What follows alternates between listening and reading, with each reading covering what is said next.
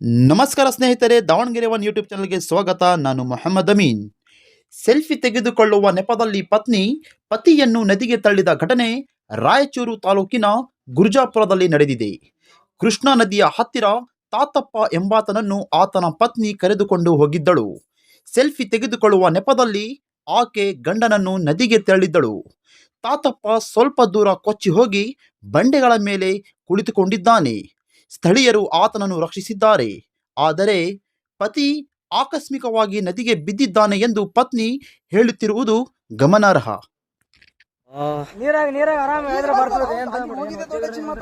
ಅದೇ ಹೋಗಿ ಹಿಡ್ಕೊಂಡ ಏರೇನಂತ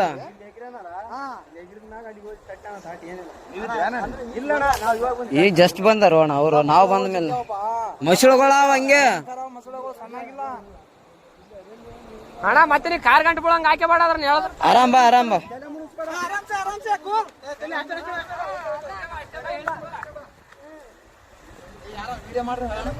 ಏ ಅಣ್ಣ ಎಲ್ಲಟು ವಿಡಿಯೋ ಅದ, ತಲೆ ಕೆಡಿಸಬೇಡ.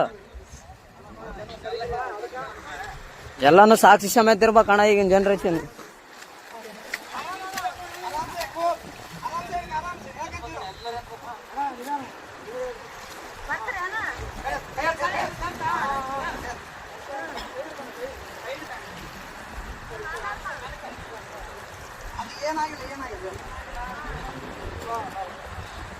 ಅಣ್ಣ ಅಣ್ಣ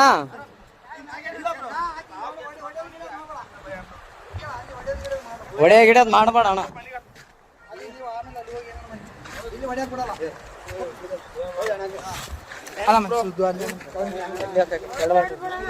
ಏನಿಲ್ಲ ಬ್ರೋ, ಅಣ್ಣ ಅಣ್ಣ ಸುಮ್ಮನೆ ಹೊಡೆದಿಲ್ಲ ಬ್ರೋ. ಯಾಕೆ ಹೆಣ್ಮಕ್ಳ ವಿಷಯ ಅಂತ ಎಲ್ಲ ಇಲ್ಲ ಇಲ್ಲ ಬ್ರೋ, ಇದ್ದಿದ್ದೆ. ಏನ್ ತಲೆ ಕೆಡ್ಸಬೇಡ.